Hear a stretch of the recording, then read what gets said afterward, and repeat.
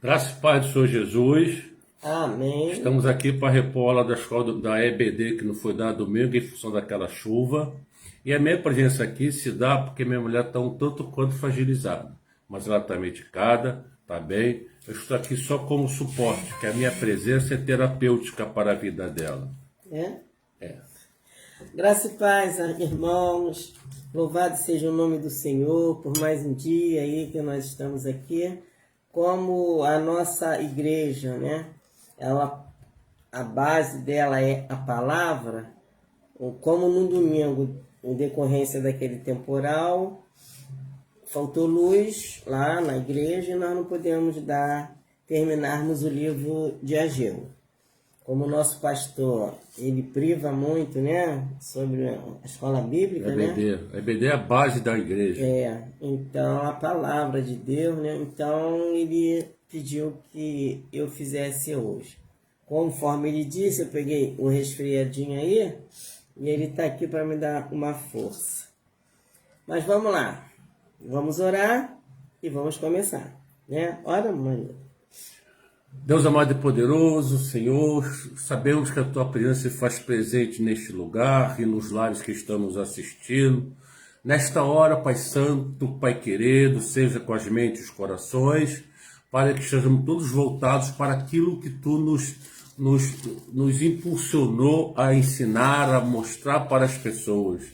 Que Tu possas falar através de nossas bocas, Senhor, e que aqueles que estão nos assistindo possam receber, entender e praticar, Senhor. Seja conosco, nos abençoe, que nada seja feito pelo ser humano, e sim pelo Teu Santo Espírito, Pai. Muito obrigado em nome de Jesus. Amém. Amém. Bom, nós estamos terminando o livro de Ageu. O livro de Ageu é um livro muito pequeno, né? Ele tem 38 versículos. 38 versículos que tem o livro de Ageu. Mas fala muito, fala muito. Nesses 38 versículos ele fala muito. E nesses 38 versículos, mas tem uma importante mensagem. E a mensagem é: não podemos negligenciar o trabalho de Deus. Essa é a principal mensagem do livro de Ageu. Porque não podemos negligenciar. Porque tudo que vem de Deus é da melhor qualidade. Tudo que vem de Deus é top. Então nós temos que fazer o possível para manter o nível das coisas que vêm de Deus. Por isso não podemos e não devemos negligenciar. Né? E como os irmãos já sabem, a Patrícia deu o capítulo 1. Eu vou dar uma rápida passagem. O livro de Ageu é o que foi que aconteceu. Quando alguns, né, os judeus se tornaram cativos lá na Babilônia, né? E o rei foi lá e pegou e levou eles para o exílio. E acabou com a cidade, acabou com o templo, destruiu com tudo, acabou com tudo. E eles foram morar todos como prisioneiros lá na Babilônia. Bem, quando alguns israelitas retornaram do exílio babilônico, iniciado em 538 a.C., eles determinaram que quando eles voltassem para a terra deles, eles iriam reconstruir o templo. Que templo que foi esse? O templo que foi construído no tempo de Salomão, né? Que inclusive é uma das maravilhas do mundo, né? Então, quando o rei Nabucodonosor invadiu lá a cidade, eles destruíram com tudo e levou tudo do templo. Que o templo era luxuosíssimo, era tudo de ouro. Salomão fez assim da melhor forma possível. Segundo a orientação de Deus. Segundo a orientação. Porque tudo, como eu falei antes, tudo que vem de Deus é top. E a construção do templo também foi top. Tá. Então, quando eles voltaram, eles determinaram que iriam adorar Deus, que Deus seria o centro da vida deles. E também eles determinaram que eles iam reconstruir o novo templo. Reconstruir não, eles iriam construir um novo templo em Jerusalém. Mas, infelizmente, essa sua decisão foi enfraquecida. Chegaram a construir um altar, onde ficava o templo antigo. Mas quando seus inimigos viviam em torno, os pressionaram. O rei persa, que governava a Babilônia, ordenou que a construção do templo fosse suspensa e que eles esperassem. Sabe quanto tempo demorou isso? 17 anos.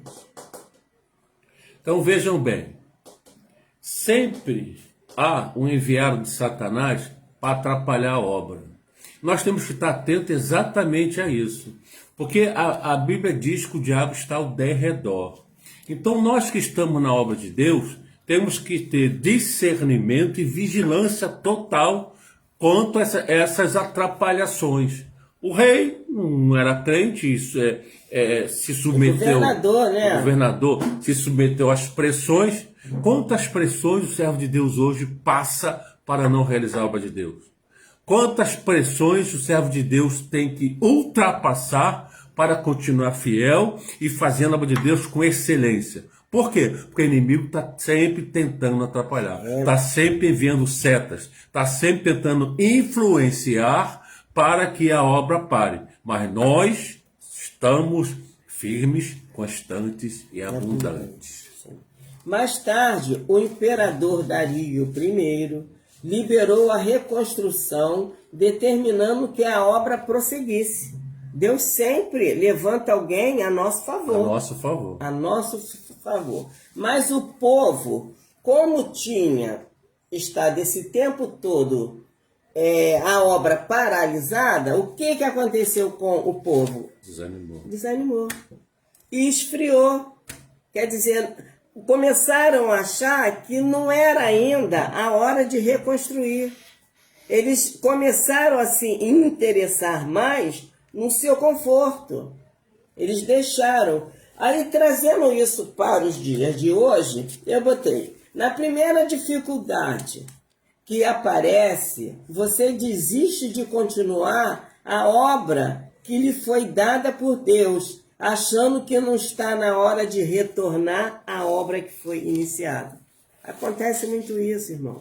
Às vezes, Deus te dá tem uma chamada, às vezes você tem um ministério.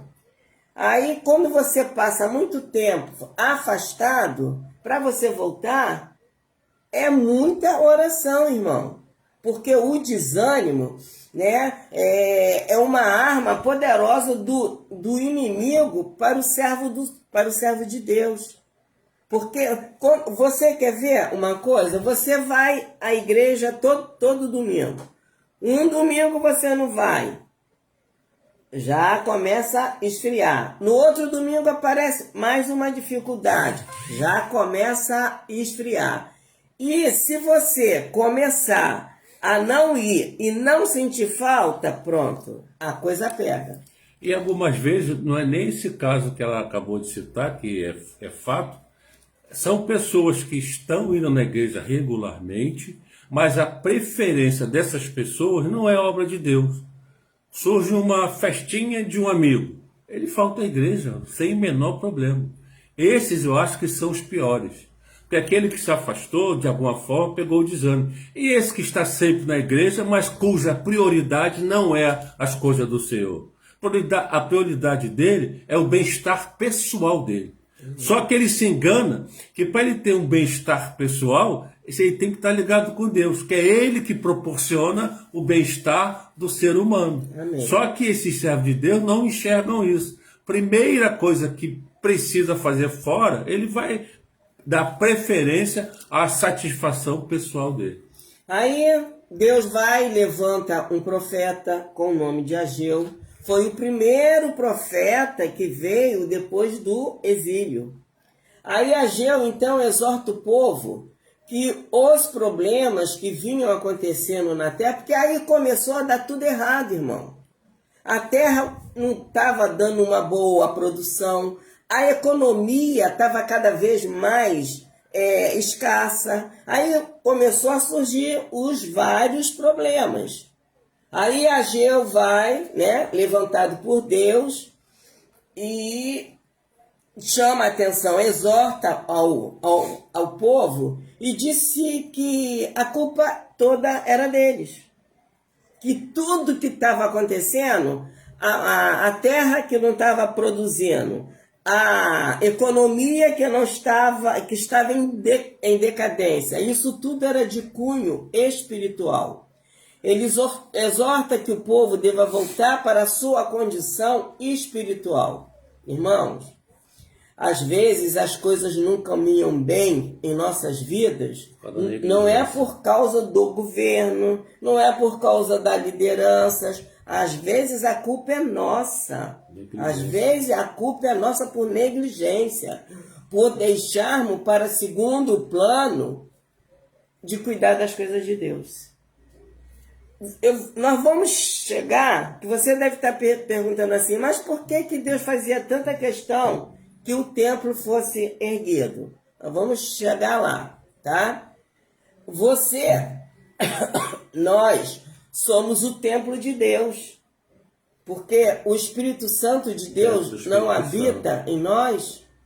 Precisamos estar com esse templo erguido, santificado, purificado, para ser lugar de adoração a Deus. E nós temos que vigiar onde nós estamos levando esse templo, aonde nós temos andado com esse templo, para onde nós temos ido. Será que aonde você está levando esse templo é um lugar digno? Deus habita? Como é que você tem cuidado deste templo? Tem jejuado? Tem lido a palavra? Você tem posto Deus em primeiro lugar dentro deste templo? Nós precisamos fazer uma autoanálise, né, Maria? Sim. Porque muitas vezes a gente acha que só ir à igreja aos domingos já é o suficiente. O povo estava achando que ainda não estava no tempo de reconstruir. Por quê? Porque muitos se deram bem lá na Babilônia, se tornaram comerciantes, prosperaram. Então eles ficaram mais acomodados no conforto deles. E muitas vezes tem acontecido isso nas nossas vidas. A gente coloca o nosso bem-estar na frente da obra de Deus. E isso daí é uma coisa muito mal perante os olhos do Senhor. Deus não se manifesta, por isso que eu estou dizendo a você, meu irmão, minha irmã, cuida bem desse templo que é o teu corpo, porque nós somos o templo do Espírito Santo de Deus, porque Deus não se manifesta em templo destruído, em templo caído. Levanta e ergue para que a glória de Deus esteja sobre este templo, né? Então nós vamos entrar agora exatamente no capítulo 2, que vai falar sobre o templo, que vai falar do anel de Selá, que foi Zorobabel. Representa o anel de Selá. E nós vamos falar também da presença do Messias aí. Então nós vamos lá. O porquê que Deus fazia tanta questão, que a preocupação de Deus em que fosse reconstruído o templo. Porque Deus estava preocupado com a vida espiritual do seu povo. Pois sem terem um lugar para se reunirem em adoração a Ele, porque o templo era o lugar onde Deus se manifestava. A presença dele. Que tanto é que quando nós vamos lá em 2 Crônica 7, do 1 ao 3, nós vamos ver que quando Salomão acabou de orar na construção do templo, o lugar se encheu da glória de Deus. Aí tem algumas versões que falam nuvem. A nuvem nada mais era a manifestação da presença de Deus. Pode ser a nuvem, pode ser o fogo. Exatamente, pode ser a água, pode ser várias coisas. Então, Deus estava preocupado porque Deus queria que houvesse um lugar, porque antigamente o povo não era o templo do Espírito, porque o Espírito vinha, falava, mas não habitava. Coisa que hoje em dia nós temos esse livro, né? Então, e Deus estava preocupado porque o povo não estava mais buscando a presença dele. O povo não estava mais interessado em buscar a presença do Senhor. Eu até botei umas coisas aqui, porque Deus estava preocupado com a vida espiritual do seu povo, pois sem terem um lugar para se reunirem em adoração a Ele, era o local onde Ele se encontrava com o povo. E sem o templo, o povo começou a se distanciar. A importância de você estar na casa de Deus. Porque quando você começa a faltar aos cultos, às reuniões, os eventos da igreja, o inimigo vai te afastando cada vez mais.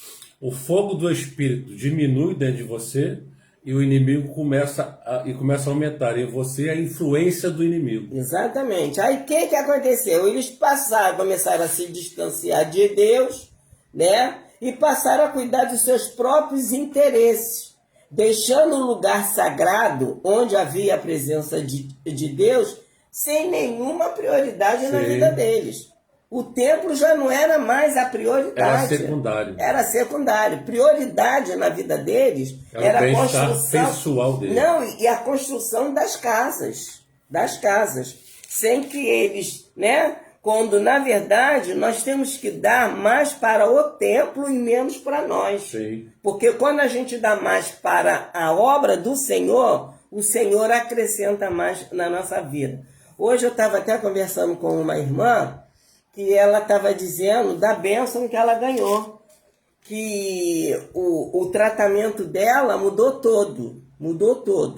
E os remédios dela eram tão caros que dava para comprar um carro. De tão caro. Mas essa irmã, ela é uma dedicação plena para a obra do reino. Sabe o que foi que aconteceu? Eles mudaram o tratamento dela e deram todo o remédio de graça. Aleluia. Quando você cuida do templo de Deus, Ele cuida das tuas coisas.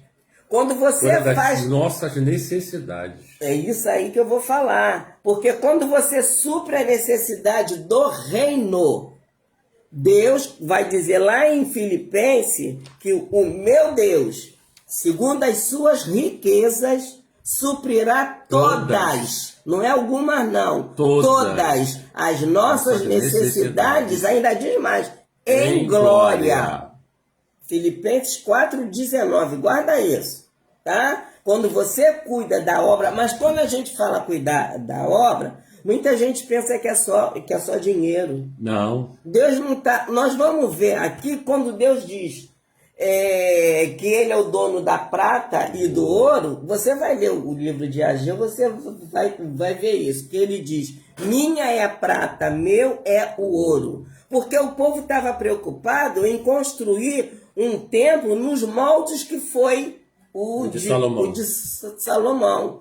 E eles estavam achando que não tinham condições financeiras para construir. A grandiosidade que foi o templo de Salomão. Aí Deus vai e diz: minha é a prata, meu é o ouro. Deus quis dizer o quê?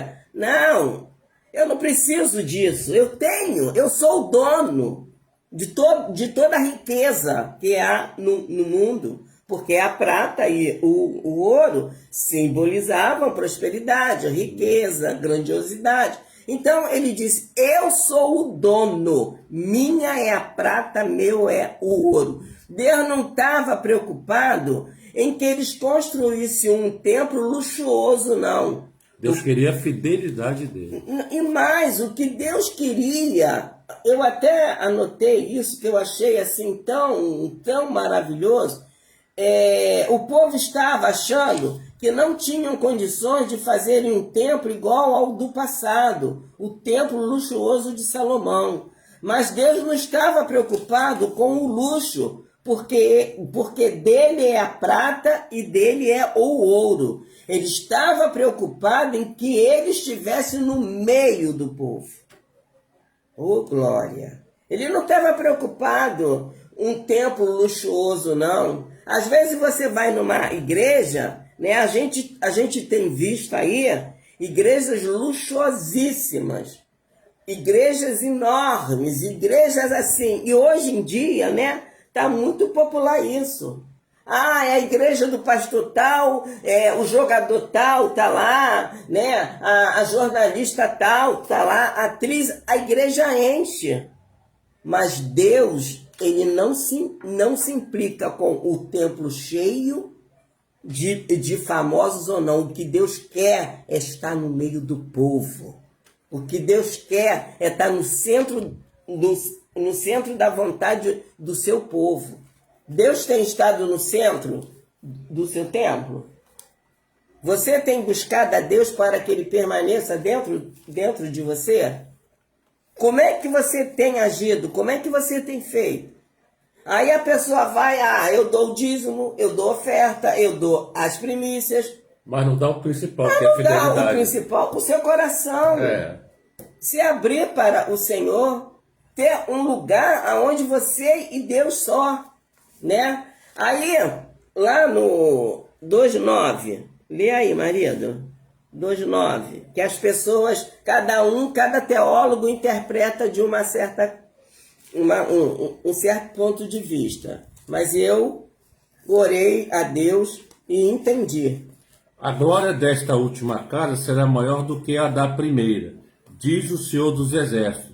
E neste lugar darei a paz, diz o Senhor dos Exércitos. Aleluia. Glória a Deus. A glória da última casa. Porque no primeiro templo, a glória encheu aquele lugar que nem os sacerdotes ficaram de pé, de tamanho era a glória. Glória de Deus. Gente, que coisa linda. Quando Salomão acabou de orar, depois você lê 2 Crônica 7, do 1 ao 2, e 2 Crônica, vamos ver aqui, 5:14. Eu vou ver aqui, 2 Crônica. Gente, é isso que muita gente também acha que a manifestação da glória de Deus, 2 Crônica 7, do 1. Lê 2 Crônica 5:14. Muita gente acha que cair no poder, isso daí não existe. Olha agora, lê aí. De maneira, 5:14, 2 Crônica. De maneira que os sacerdotes não podiam estar ali para ministrar, por causa da nuvem, porque a glória do Senhor encheu a casa de Deus. Não podia ficar ali, não puderam ficar em pé. Em pé. Por isso a minha versão fala, não podiam ficar de pé. Porque a glória de Deus inundou aquele lugar. Aleluia. Para você ver, quando a manifestação de Deus é no ambiente onde nós estamos, a glória de Deus é tão poderosa que muitas vezes é por isso que você chora. Sim. É por isso que você fica toda arrepiada. Se quebranta. Por isso que você quer parar de chorar às vezes e não consegue. É a glória de Deus invadindo. É a glória de Deus. Oh, glória. Invadindo o seu templo. Deixa a glória de Deus encher este templo. Mas para isso o templo tem que estar erguido. Tem até um louvor bem antigo. Deixa a glória de Deus brilhar. Deixa a glória. Então, nós precisamos, irmãos, deixar que o nosso templo, nosso corpo, que é templo do Espírito Santo, esteja em dia, em condições habitável do Espírito Santo e dando a ele liberdade para que ele venha se manifestar. Agora lê o 7, do 1 ao 3, do 1 ao 2. Tendo Salomão acabado de orar, desceu o fogo do céu e consumiu o holocausto e os sacrifícios, e a glória do Senhor encheu a casa. Os sacerdotes não podiam entrar na casa do Senhor, porque a glória do Senhor lhe tinha enchido a casa. 3 também? Pode ler. Todos os filhos de Israel, vendo descer o fogo e a glória do Senhor sobre a casa, se encurvaram com o rosto em terra, sobre o pavimento, e adoraram e louvaram o Senhor, porque é bom, porque a sua misericórdia dura para sempre. Aleluia, aleluia. Então a glória da última casa, tem alguma versão que ele fala da segunda casa. Isso significa, só que Deus quer dizer o que com isso? O que tenho para vocês agora. Olha que coisa linda aqui. Foi até uma revelação que Deus me deu quando eu estava estudando. O que tenho para vocês agora é maior do que tudo que já fiz de bom para vocês. Exatamente. Por isso que é muito profundo isso. É muito profundo, irmão. O que eu tenho para vocês agora é melhor do que tudo de bom que ele já fez. Então vai ser mais do que excelente. Amém. Alcançou aí? Recebeu? Aleluia. Agora, ele quer dizer, agora tenho uma glória permanente que ficará para sempre em vocês e sobre vocês. Uma glória permanente que ficará em vocês e sobre vocês. Sabe quem é? Aí quem entra? Jesus Cristo. Jesus Cristo. E glória permanente, Deus Emanuel. Uma coisa permanente que nunca acaba. É para sempre. É para sempre. Basta que nós estendamos nossas mãos e recebamos. Amém, amém. Mas o povo estava sendo negligente, Estava sendo negligente. Estava ligado nos confortos pessoais, nas preferências pessoais. E ainda hoje tem povo assim.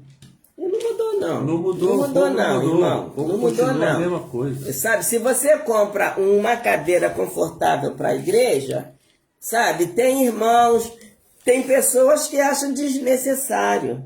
É uma coisa que eu falo sempre lá na igreja, lá para o meu sobrinho, para a minha sobrinha, eu sempre digo, olha, eu primeiro coloco a casa de Deus em condições de ser habitável. Porque Deus é tão poderoso que Deus não vai habitar em qualquer lugar, não. Não vai habitar, não. Irmão, agora, hoje é que dia? 17. Hoje, que eu estou começando a tratar da minha casa. Não é, marido? É, mulher. Porque antes, nós estávamos à disposição de quê? De tudo lá na casa do Senhor. As pessoas chegam lá, na Nova Jerusalém, Taquara, e as pessoas, os visitantes, os pregadores, vêm a nós, que organização, né? Que limpeza. Mas nós aprendemos isso com o nosso pastor Manuel, que para o Senhor tem que ser o melhor. Para o Senhor não tem que fazer de qualquer maneira. Tem que se fazer o melhor. Nem a meia boca. Você vê, já chegaram lá mais 10 cadeiras. Você nem reparou isso, né? Mas já chegaram lá mais 10. Desculpa. As cadeiras confortáveis, as cadeiras... Aí que você vê aonde que vai o seu dízimo, aonde vai a sua oferta, né? Às sextas-feiras, a psicóloga está lá e tem uma equipe de irmãs, 2 irmãs que me ajudam lá. Almoço que a igreja dá, e não dá qualquer almoço, não, né? Não dá qualquer, não. Nós procuramos fazer para o Senhor, tem que ser o melhor. Com excelência. Com excelência. Para o Senhor tem que ser o melhor. Não coloque as suas prioridades na frente daquilo que foi colocado nas tuas mãos para você fazer. Pessoas que davam aula, de repente, nunca mais deu aula. Pessoas que falavam em línguas, deixaram de falar. Pessoas que ministravam, pessoas que sempre faziam. Não deixa aquilo que Deus comissionou a você para ficar de lado, não. Faça primeiro para Deus. E se sobrar tempo, você faça para você. Dê preferência às coisas de Deus. Amém, amém. O povo de Israel, voltando lá, aí eu botei aqui que o povo estava negligente. Aí eu anotei aqui Hoje, esse templo somos nós, lugar onde Deus habita e se comunica conosco através do seu Espírito que habita em nós. Como você tem cuidado deste templo? Onde você tem levado este templo? Olha a importância que é o templo de Deus, o teu corpo. Abre lá, 1 Coríntios 3, 16 e 17. Nós somos templo do Espírito Santo.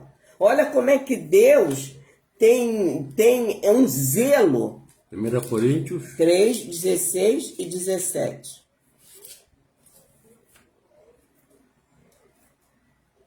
Não sabeis que sois santuário de Deus e que o Espírito de Deus habita em vós? Se alguém destruir o santuário de Deus, Deus o destruirá, porque o santuário de Deus que sois vós é sagrado. Ih, meu Deus! Glória a Deus. Aleluia. Grava isso aí, irmão. Vou ler de novo. Preste atenção. Não sabeis que sois santuário de Deus e que o Espírito de Deus habita em vós? Ponto. E se alguém destruir o santuário de Deus, Deus o destruirá, porque o santuário de Deus que sois vós é sagrado. Vejam bem, quando Deus fala aqui, se alguém destruir o santuário, é você mesmo destruindo o santuário. Por quê? E os inimigos? Vocês são o santuário de Deus. Então você tem que ter cuidado de manter esse santuário de Deus. Apesar dos inimigos tentarem destruir, você tem que ter as armas para não deixar que seja destruído o santuário dentro de você. E eu vejo que nisso daí, né? Eu vejo que isso daí vai nos levar lá para Isaías 54, 17. Sim. Toda arma preparada, né? Ti, Vamos lá, Isaías 54, 17. Ó, tá fluindo. O Espírito Santo tá fluindo aqui, ó. Deus quer falar com alguém aí, hein? Vá, faz uma autoanálise e vê como é que você está cuidando da obra de Deus. O que você tem feito daquilo que Deus colocou nas tuas mãos. Não vai ser preciso Ageu te exortar não, hein? Porque Deus já está falando, hein? Coloca em prática. Levanta, reergue este templo. Dê mais atenção às coisas de Deus. Não seja negligente. Não coloque o teu bem-estar. Como diz o nosso pastor, o Tadeu, né? Zona de conforto. Eu estou na minha zona de conforto. Não vou para a igreja hoje, não. Assisto daqui mesmo. É mais cômodo, é mais fácil. O povo estava sendo tão negligente em reconstruir o templo, o lugar de habitação de Deus, no meio onde Deus se comunicava com o povo. Deus estava preocupado, porque os seus confortos, e isso estava afastando eles de Deus. Às vezes tu está aí orando, pedindo um carrão a Deus, e Deus não vai dar. Por quê? Porque se ele botar esse carrão na tua mão, até terça-feira nós até falamos isso, né? Você vai dar mais prioridade ao carrão do que ir na casa do Senhor. Inclusive, é um privilégio participar do propósito de Deus. É um privilégio. Pô, você que está participando do propósito de Deus, se considere um privilegiado. É verdade, é verdade. Isaías 54, 17? Isso. Toda arma forjada contra ti não prosperará. Toda língua que ousar contra ti em juízo, tu a condenarás. Esta é a herança dos servos do Senhor, e o seu direito de mim procede, diz o Senhor. Ai Aleluia. daquele que tocar num servo de Deus. Ai daquele que tocar em você. Você é santuário de Deus. Viu lá em 2 Coríntios 3, 16 e 17? Junta agora com isso. Com Isaías 54, 17. Para você ver o zelo e o cuidado que Deus tem com esse templo que é você. Aqui tem uma coisa anotada que eu vou ler. Preste atenção. O maior propósito de Deus é o seu, pois ele só tem para você. As bênçãos individuais. A bênção dela é uma, minha bênção é outra, a sua bênção é outra. O maior propósito de Deus é o seu propósito, é o meu propósito. Porque ele só tem propósito para a gente. Propósitos para cada um de nós são propósitos diferentes. Mas sempre ele tem um propósito para o servo dele. Amém, marido. Glória a Deus. Aleluia. Aleluia. Agora nós vamos ver aqui por que Zorobabel foi, né, Sim. tido como anel de selar. Que antigamente o anel de selar tinha uma importância muito grande, né? Selava as petições do Selava rei. as petições, As ordens, determinava. Sabe? Então, não tinha assinatura, não. Era o anel. Era a assinatura daquela época. Né? E tinha como é que se diz? Um peso muito grande. Né? Quando vinha o rei, né, para decretar uma ordem, ele pegava o anel e botava lá na cera, não sei aonde, ó, e selava. Zorobabel foi chamado de anel de selar. Eu vou ler para você entender.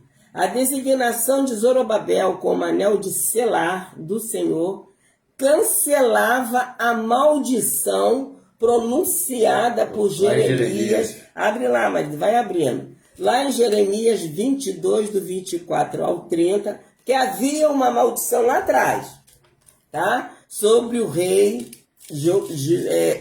Jeconias ou Joaquim e seus descendentes.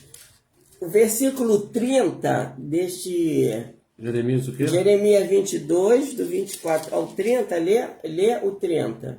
Só o 30? É. Você em casa, anota aí, Jeremias 22, do 24 ao 30. Verso 30 do capítulo 22. Assim diz o Senhor: registrai este como se não tivera filhos, homem que não prosperará nos seus dias, e nenhum dos seus filhos prosperará, para se assentar no trono de Davi e ainda reinar em Judá. Olha só, olha a maldição, e foi Deus que deu Foi a ordem. a ordem. O veredito. Porque esse rei fez tanta besteira, depois vocês vão ler, que a gente não tem tempo aqui agora. 22 do 23 ao Jeremias 30. 22, do 24 ao 30. 24 ao 30. Que Deus foi e lançou Maldição. essa maldição. Aí o que aconteceu? Com a obediência de Zorobabel e de Josué, que foram os dois, Deus revogou. Através de Zorobabel. Zorobabel, obedecendo às ordens de Deus em reconstruir o templo, foi então chamado por Deus como anel de selar. Deus dando assim à família davídica autoridade restaurada, retomava a linhagem messiânica de Judá. Aqui a gente já começa a ver, né, a linhagem de Davi foi restaurada. Você lê depois em casa Mateus 1, do 11 e 12. Deus assim confirmava Israel como povo eleito, reacendia as expectativas messiânicas entre o povo e garantia as promessas da aliança. Deus conclamava os judeus a terem confiança no seu futuro. Porque havia, Mateus 1, 11 e 12. Depois do exílio em Babilônia, Jeconias gerou a Salatiel, e Salatiel a Zorobabel. Zorobabel gerou a Abiúde, Abiúde a Eliaquim, Eliaquim a Azor. 12. Já leu. Já leu. Então você vê que por causa da obediência de um homem, às vezes, existem coisas na tua casa que está errada porque você não está sendo obediente a Deus. Às vezes você, né? Às vezes você está deixando a coisa, como diz aí o mundo, né? Deixa a vida me levar. Quem te leva não é a vida, quem te leva é Deus. Senhor Jesus. É o Senhor, meu irmão. Às vezes, esse homem, Zorobabel, ele era governador, né? Aí Ageu foi a ele e falou com ele. Olha, eu recebi uma Assim ordem diz de o Deus, Senhor. assim diz o Senhor. Vocês já perceberam sempre que um profeta fala assim diz o Senhor? É Deus que Sabe tá por que falando. assim diz o Senhor? É para confirmar a certeza que é Deus que está falando através do profeta. Por isso que ele fala, assim diz o Senhor. Para não haver dúvida que este é um recado de Deus. Amém, amém. Então, o anel de selar dava toda a autoridade a Zorobabel. Aqui no verso 2 de Ageu, capítulo 4, Verso 2. capítulo 2, verso 4. Eu inverti. Inverteu. É a idade, é a idade. Capítulo 2, verso 4. Presta atenção. Ora, pois, sê forte, Zorobabel, diz o Senhor, e sê forte, Josué, filho de Jeozadaque, sumo sacerdote, e tu, todo o povo da terra, sê forte, diz o Senhor, e trabalhai, porque eu sou convosco, diz o Senhor dos exércitos. Lê o 5, olha o 5. Segundo a palavra da aliança que fiz convosco, quando saíste do Egito, o meu espírito habita no meio de vós. Não temais. Ainda, tá vendo? Então, aí quando ele diz aqui, ó, no 6, assim diz o Senhor dos Exércitos, ainda uma vez dentro em pouco abalarei os céus e a terra e o mar e a terra seca. Isso está dizendo com a vinda do Messias, tá? Abalarei todas as nações e o desejado de todas as nações virá. Olha a presença de Jesus aí, no 2,7. Sim. Né? E encherei esta casa de glória, diz o Senhor dos Exércitos. Minha é a prata e meu é o ouro, diz o Senhor dos Exércitos. A glória desta última casa será maior do que a da primeira, diz o Senhor dos Exércitos. E neste lugar darei a paz, diz o Senhor dos Exércitos. Por que fala diz o Senhor dos Exércitos? Porque o Senhor dos Exércitos era Deus de guerra. Era Deus de guerra. Sim. E Deus de guerra não perde peleja. Deus de guerra vence a todas elas. Aí, meu irmão, minha irmã, nós vamos ter que ter muito cuidado sobre o templo físico do Senhor e o templo espiritual que somos nós. O templo físico, como é que você tem cuidado do templo físico do Senhor? Você tem feito alguma coisa para colaborar? Às vezes a gente tira, irmão, nessa cadeira nova a gente já tirou chiclete. Chiclete.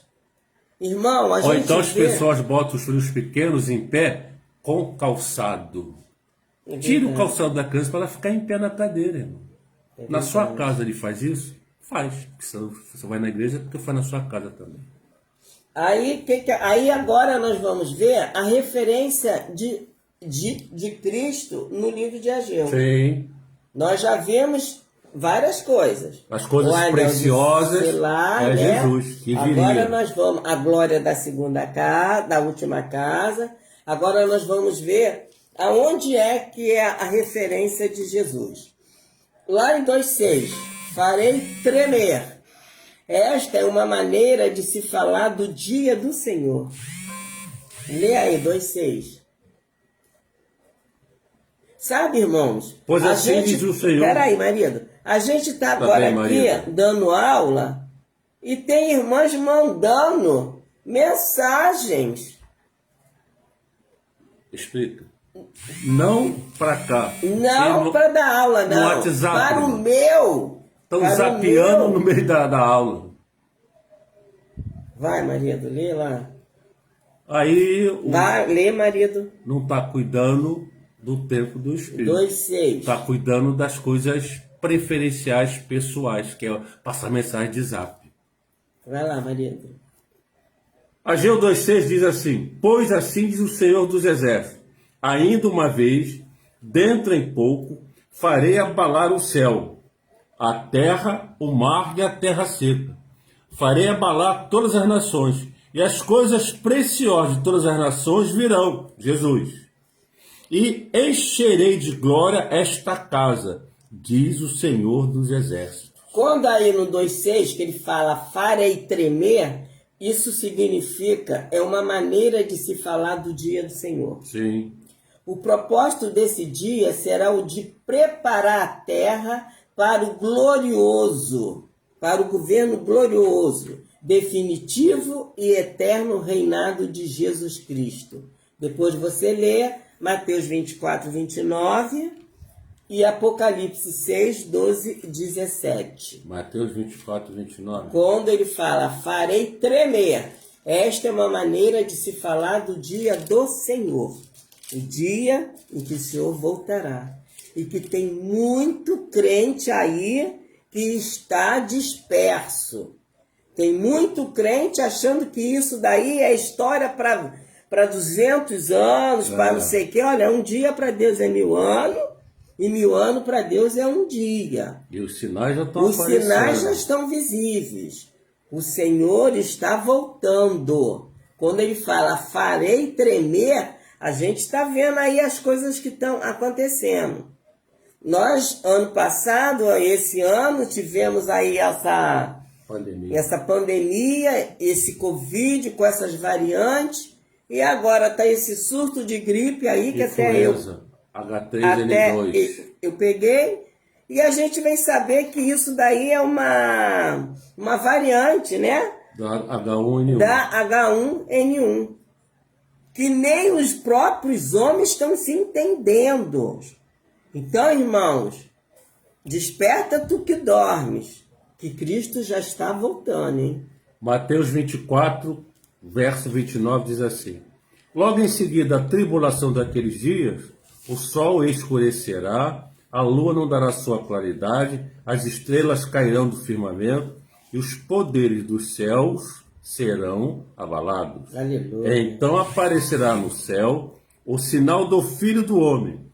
Todos os povos da terra se lamentarão e verão o Filho do Homem vindo sobre as nuvens do céu com poder e muita glória. Aleluia! Ele vai vir, ele vai vir. Com poder e muita glória. Vê lá em Apocalipse 6, 12 e 17. Apocalipse 6, 12. Irmãos, esse livro de Ageu, ele é pequenininho, 38 versículos, mas nos traz uma mensagem poderosa. Ele mostra o Senhor Jesus, a vinda do Senhor Jesus, a glória do Senhor Jesus em nós. Agora, Apocalipse 6, 12 e 17. 12 ao 17 ou 12 e 17? Lê aí, do 6, 12 ao 17. Vi quando o Cordeiro abriu o sexto selo, e sobreveio grande terremoto. O sol se tornou negro como saco de crina, a lua toda com sangue. As estrelas do céu caíram pela terra, como a figueira quando, abalada por vento forte, deixa cair seus figos verdes. E o céu recolheu-se como um pergaminho quando se enrola. Então todos os montes e ilhas foram movidos dos seus lugares. Os reis da terra, os grandes comandantes, os ricos, os poderosos, e todo escravo e todo livre se esconderam nas cavernas, e nos penhascos e nos montes, e disseram aos montes e aos rochedos: caí sobre nós, e escondei-nos da face daquele que se assenta no trono e da ira do Cordeiro, porque chegou o grande dia da ira deles. E quem é que pode suster-se? Quem é que pode sustentar-se no dia da grande ira? Deus está avisando, eu estou chegando, a terra vai tremer, mas o povo está muito disperso. Nós precisamos, irmão, acordar, porque desde o momento em que você fez a opção de aceitar a Jesus como seu único e suficiente Salvador, você já não pertence mais nesse mundo. Você não tem mais ligação com nada, não é? Você já não tem mais nada. Não tem mais livre-arbítrio. Não tem, sabe? Ah, mas a gente não tem livre-arbítrio? Tem, mas você simplesmente fez a sua opção. Fez a sua escolha. Fez a sua escolha. Eu escolho ficar com o Senhor. eu escolho ficar com o arbítrio do Senhor. Pois é. Então, as pessoas estão... Deus dá ministério, as pessoas fazem. Olha, Jeremias vai dizer: maldito o homem que faz a obra de Deus relaxadamente. Maldito o homem que... Quer dizer, o homem que faz a obra de Deus... Eu vou te dar depois esse versículo. É Jeremias, se eu não me engano, 10, 47... Maldito o homem, ou seja, ele traz maldição para ele mesmo. Ele traz maldição para ele mesmo. 47:10. 47:10. Você vê como é que Deus vai mostrando a gente aquilo que precisa ser dito, né? Se Deus colocou uma incumbência na tua mão, apressa-te em fazer e fazer com perfeição. E fazer com zelo. Não deixa para depois as coisas do Senhor. Não deixa para depois aquilo que Deus comissionou você. Se Deus te chamou para você estar à frente de uma escola, de uma classe de escola bíblica, para você estar louvando no coral, para você estar ali dedilhando ali no piano, Teclado. né? Piano, o teclado, né? Baixo. Seja o que for, irmão. Até varrer o chão, irmão. Até varrer o chão. Seja o que for. Aonde Deus te colocar, faça com zelo. Faça com perfeição. Não pensa que você está ali para fazer para o homem, não. Você não está ali para fazer para o homem, não. Por isso é que a palavra de Deus diz que a gente tem que se deixar gastar. Irmãos, é que a gente já está com 70 anos, a gente já não tem mais aquele pique que a gente tinha. Você, ele tá com 69 e ele acha que não é velho. Então, irmãos, mas aquilo que te vier à mão para fazer, faça. Faça com zelo. Faça com maior amor. Porque a palavra de Deus vai dizer: Deus retribuirá a cada um segundo as suas obras. Jeremias o quê? Jeremias 47:10. 47 não tem 10, não. Jeremias 48:10. Oh, presta atenção. Desculpa. Tá desculpada, vai, não peques mais. Jeremias 48:10 fala assim: maldito aquele que fizer a obra do Senhor relaxadamente, e maldito aquele que retém a sua espada do sangue. Viu, irmão? Está escrito aqui. É bíblico, irmão. Isso daí não é a irmã Sandra nem pastor Jorge, não. Isso daí não foi ninguém que inventou, não. É a palavra de Deus. Aqui. Maldito o homem que fizer a obra de Deus relaxadamente. E lá no versículo 2:7, ele diz: abalarei todas as nações e o desejado de todas as nações virá. Foi isso que o Jorge leu. Agora, né? Título messiânico, fala da alegria dos remidos pelo advento do reinado de Jesus Cristo. Aleluia. Assim, o último templo, no qual a glória seria maior do que o da primeira, é Jesus Cristo. Né? A nação de Israel sonhava com o retorno da glória de Deus por meio da reconstrução do templo. A mensagem do Senhor era que, na verdade, viria o último templo por meio do qual a glória de Deus se manifestaria de forma nunca vista. E esse templo é o nosso Senhor e Salvador, Jesus Cristo. Amém? E eu vou ler aqui que pela obediência de Zorobabel, a terra que não estava produzindo nada, a economia que estava um fracasso, estava abalada, que estava tudo mal. Tem acontecido isso? Tem acontecido isso? Na tua casa, como é que tá as finanças? Como é que tá aí a situação da tua casa? Como é que tá o teu celeiro? Como é que tá as contas? Têm sido pagas direitinho? Como é que tá a tua vida em relação a tua a tua obrigação na casa do Senhor? Como é que está o seu tempo? Como é que está o seu tempo? Resume-se tudo nessa pergunta. Como está o seu tempo? Mas quando você reconstruir, levantar este templo, quando você colocar o templo de Deus em primeiro lugar, quando você se colocar mais, deixa Deus te achar. Nós uma vez fomos numa vigília, né, que uma irmã disse, eu quero ser achada por Deus. Eu achei tão bonito isso, né? Eu quero ser achada por Deus. E a palavra de Deus vai dizer, né? Aquele que me busca, me acha. Você tem orado de madrugada? Né? A palavra de Deus vai dizer, eu amo a quem me ama. Aquele que me busca de madrugada, me achará. Você quer achá-lo? Busca ele de madrugada. Eu ouvi um pastor dizer que ele gostava de orar de madrugada. Pastor, O sei Eliel. quem é. Ele falou porque de madrugada a fila é menor. Está todo mundo dormindo. Todo mundo dormindo. Aí as petições chegam mais rápido. Mas, irmãos, seja obediente. Faça que nem Zorobabel. Receba o anel de selar. Todas as maldições que haviam na sua família, na sua casa, desde o momento que você aceita o Senhor, desde o momento que você obedece às ordens do Senhor, isso tudo é quebrado. A palavra de Deus vai dizer, assim como andorinha no seu vaguear, maldição sem causa não tem efeito. Mas isso tudo depende de você. Depois que Zorobabel obedeceu, aí olha o que Deus fala.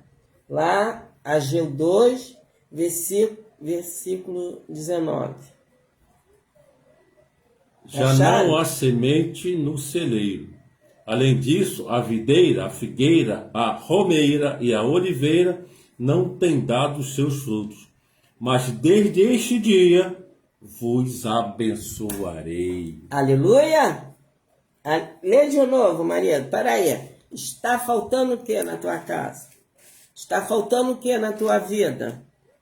Está faltando o que no teu trabalho? Obedeça. Coloque o templo do Senhor em primeiro lugar. Coloque as coisas do Senhor em primeiro lugar. Em vez de você estar preocupado em querer esnobar uma casa... Não, isso não é errado, não. Você pode ter uma casa confortável, sim. Eu tenho. Eu gosto. Você pode comprar o melhor para sua casa, né, marido? É, marido. Você pode querer fazer o melhor, mas desde que você primeiro faça para o Senhor. Desde que você coloque a Deus em primeiro lugar na sua vida. Ah, domingo eu não vou para a igreja porque a minha família toda veio aqui para a minha casa. Não, diga para sua família que você é crente. E que domingo é dia da casa do Senhor. Isso, irmã, isso tem que ser... O certo é todo domingo. Mas Deus, como é misericordioso, às vezes é uma família que você não vê há muito tempo. Às vezes são filhos que você não tem, como é que se diz, tempo dele estar indo na sua casa. Não, irmão. Deus não vai te julgar ou te punir por causa disso, não. Mas são filhos que você vê todo dia. Por exemplo, a minha filha, agora ela só vem aqui na minha casa aos sábados. Porque ela sabe que domingo a gente tem o nosso compromisso. E quando ela vinha aos domingos, ela ia embora lá para as 10 horas da noite. Né? Aí, quer dizer, ela só pode vir aos sábados. Como aos sábados a minha neta estava tendo aula de desenho, ela não podia vir. Então, a gente ficou um bom tempo, né? Meses e meses e meses sem eles virem aqui. Mas ela entende que nós colocamos a obra de Deus em primeiro lugar na nossa vida. Porque é dele, por ele e para ele são todas as coisas. E eu vou encerrar lendo, abre tua Bíblia aí, no livro de Ageu mesmo, do 19, conforme o Jorge leu, ao 23. Amém? Achou? Então vamos lá. Há ainda semente no celeiro? Até agora a videira, a figueira, a romeira e a oliveira, não têm dado os seus frutos. Sabe o que ele quer dizer? Até agora você não viu prosperidade nenhuma.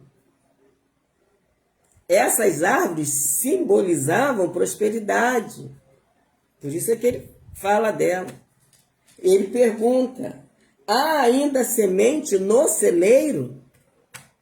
Você tem semeado? Ainda há. Mas depois que você colocar Deus em primeiro lugar, foi o caso de Zorobabel, que obedeceu e reconstruiu aquilo que Deus mandou, aí ele vai e diz: mas desde este dia vos abençoarei. Eu profetizo que a partir de hoje vai haver mudança na tua vida, vai haver mudança no seu comportamento, vai haver mudança na tua visão. Tu vai colocar Deus em primeiro lugar, tu vai colocar a obra de Deus em primeiro lugar, mas desde este dia vos abençoarei. Você será abençoado. Veio a palavra do Senhor segunda vez a Ageu, aos 24 do mês, diz a Zorobabel, governador de Judá: abalarei os céus e a terra, derrubarei o trono dos reinos e destruirei a força dos reinos das nações. Destruirei o carro e os que nele se assentam, os cavalos e os que andam montados neles cairão, cada um pela espada do seu irmão. Naquele dia, diz o Senhor dos Exércitos: eu te tomarei, ó Zorobabel, filho de Sealtiel, servo meu, diz o Senhor, e te farei como um anel de selar, porque te escolhi, diz o Senhor dos Exércitos. Que nós, irmão, venhamos ser um Zorobabel. Que nós venhamos ser o Zorobabel. Porque, por causa de Zorobabel, todo o reinado do inimigo, todos os poderosos foram jogados por terra. Essa é a palavra do livro de Ageu. Isso era o que nós tínhamos para você nesta noite, que a gente reservou, né? Para que você não venha negligenciar o seu trabalho no reino de Deus. Para que você não venha colocar Deus em segundo plano na sua vida. Coloque Deus em primeiro lugar, que tudo vai prosperar na sua vida. Deus é a sua prioridade sempre. Amém? Os avisos, né? Isso. Irmão, espero que Deus tenha falado no seu coração e que no ano de 2022 você se apresente ao pastor dizendo: pastor, eis-me aqui. O que precisa ser feito na casa do Senhor? E quando Isaías disse para o Senhor isso, o Senhor foi e tomou da brasa viva do altar e ungiu os lábios dele. Que isso venha acontecer comigo, contigo, com todos nós. Amém? Deus abençoe a cada um de vocês. Sábado, nós vamos ter domingo. Sábado você vai ficar em casa descansando, conforme o pastor disse, né? Você vai ficar em casa descansando. Amanhã, que é para domingo, você está lá, junto conosco, que vai ser o nosso Natal. Não esqueça de levar aquele pratinho, aquela coisa gostosa, ó, faça o melhor que é para o Senhor, hein? E vai ter o musical, né? As crianças vão se apresentar, marido, ai que bonitinho, eu tô ansiosa que chegue esse dia. Tô pedindo a Deus para Deus me curar logo, tirar logo essa gripe, acabar com essa febre, que é para a gente estar lá juntinho, louvando, engrandecendo ao Senhor, porque o meu prazer é estar na casa do Senhor. Amém? Então aguardamos você no domingo às 14 horas, às 16 horas, porque vai ter escola bíblica dominical? Vai ter sim. Qual é que vai ser a lição? Primícias. Então, domingo vai haver escola bíblica dominical sim. Amém? Que a paz de Cristo esteja com você, o amor do Senhor seja o árbitro em sua vida. O pastor vai estar orando e a gente vai estar encerrando. Amém. Vocês viram como é que Deus é bom? A minha presença fez com que ela desse a aula quase toda. É o que eu falei no início. A minha presença é terapêutica na vida dela. Senhor, cuida dessa vaidade. Vamos orar. Deus amado e poderoso, muito obrigado por tudo que foi falado neste lugar. Nós procuramos, Senhor, falar tudo aquilo que Tu queres, Tu determinastes para que nós falássemos. E sabemos também que aquele que assistiu, Senhor, do outro lado da tela, também recebeu o Teu recado, compreendeu o que Tu querias dizer, Senhor. Por isso estamos alegres e agradecidos a Ti pela Sua misericórdia. Que nós possamos continuar merecedores, Senhor, das Suas bênçãos. Nós possamos continuar merecedores das tarefas que tem para cada um de nós. E que nós possamos continuar, Senhor, debaixo da Sua proteção, debaixo da Sua nuvem. Nos abençoe, Senhor, e muito obrigado pela Tua benignidade para cada um de nós. Amém. Abençoa Teus servos, Senhor. Abençoa todos aqueles que assistiram. Senhor, abençoe, Senhor, o marido daquela irmã que pediu oração, Amém, que ele não está com dor nas pernas, mas Tu, Senhor, que é o médico dos médicos, Senhor, envia Teu socorro nesta hora, envia uma unção de cura, uma unção saradora, que só Tu tens para dar, Senhor. Deus, que ela venha Que ela venha testemunhar depois, Senhor, que Tu agiste em favor dela, Senhor. Tu estás no nosso meio, Senhor. Abençoe a Tua serva, Pai. Muito obrigado por tudo, Senhor. Em nome de Jesus. Amém. Deus abençoe a todos vocês. Que a graça do nosso Senhor Jesus Cristo, o sublime amor de Deus Pai, a comunhão e a consolação do Espírito Santo de Deus seja com cada um de vós, amados irmãos, e a igreja amada, ungida e feliz diz amém. Amém. Bem, Deus abençoe em nome de Jesus. Até uma próxima.